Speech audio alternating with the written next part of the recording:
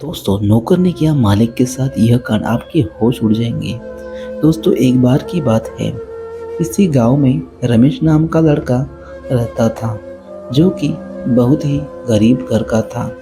वह पढ़ाई लिखाई करने में बहुत ही होशियार था और पढ़ाई के बाद वह काम की तलाश में शहर में गया, जो कि उसे अपने पढ़ाई के हिसाब से काम नहीं मिल रहा था।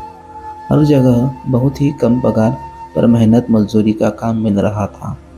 इस तरह वह काम के चक्कर में भटकते भटकते एक सेठ के यहाँ पहुँच गया।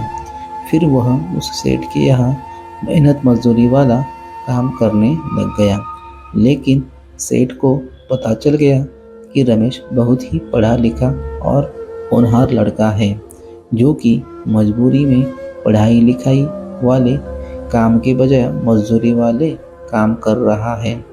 उस सेठ के एक मेहनती और ईमानदार व्यक्ति को तलाश थी कि उसका हिसाब बारी और सारे काम को संभाल सके, जिसके लिए उस सेठ ने रमेश की ईमानदारी की परीक्षा लेनी चाहिए।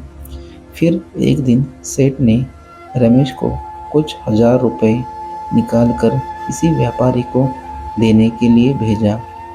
तब रमेश ने पूरी साथ ईमानदारी के साथ उन पैसों को व्यापारी को गिन कर दे दिए। इस तरह रमेश की ईमानदारी से बहुत ही प्रभावित हुआ। लेकिन वह सेठ रमेश की और परीक्षा लेने की सोची। फिर वह अगले अपने पेटी में कुछ हजार रुपए गिन कर रख दिए और रमेश को बोला, कुछ हजार रुपए निकाल कर उस पेटी से ले जाओ और एक व्यापारी के दे आए। फिर रमेश ने इस बार भी ईमानदारी के साथ पैसे गिन कर वह पैसे उस व्यापारी को दे आया। लेकिन सेठ को फिर भी रमेश की ओर भी परीक्षा लेनी चाहिए। फिर सेठ ने कुछ रुपए पेटी में रख दिए, लेकिन गरीब रमेश के माँ की हालत ठीक नहीं थी। फिर वह 200-300 रुपए पेटी से चुरा कर अपने पास रख लिए थे। लेकिन बाद में जब सेठ ने सारे पैसे गिने थे तो 300 रुपए कम थे। लेकिन सेठ ने रमेश से कुछ नहीं कहा।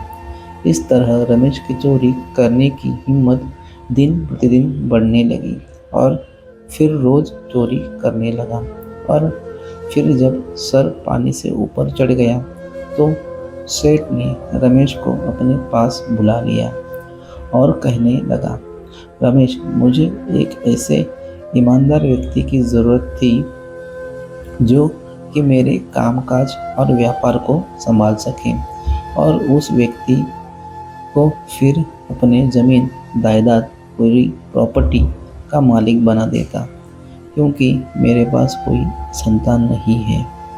लेकिन तुम तो पैसे के लालची इंसान हो और क्योंकि तुम रोज़ाना चोरी करते लगे हो और क्योंकि मुझे पता था कि जो व्यक्ति ईमानदार होता है वह दूसरों के पैसों को कभी भी हाथ नहीं लगाता था, ओके, बल्कि वह अपनी मेहनत के पैसे से ही खाता है। इसलिए तुमको आज से इस नौकरी से निकालता हूँ और जितने भी पैसे चुराए हैं वे तुम्हारे मजदूरी से कट कर लिए जाएंगे।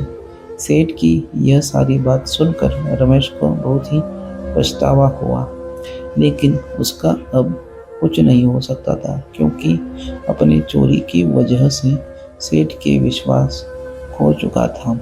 अब उसे सिर्फ पछतावा के अलावा कुछ हासिल नहीं होने वाला था।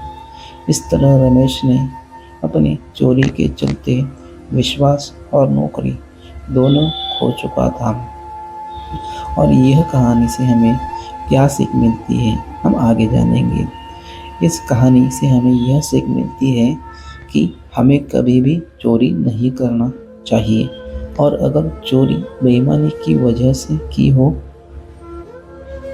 अगर एक बार विश्वास खो दिया तो फिर वह दोबारा कभी वापस नहीं आ सकता है। इसलिए हमारे सामने चाहे कैसी भी परिस्थिति हो, लेकिन कभी भी ईमानदारी नहीं छोड़नी चाहिए। तभी जीवन में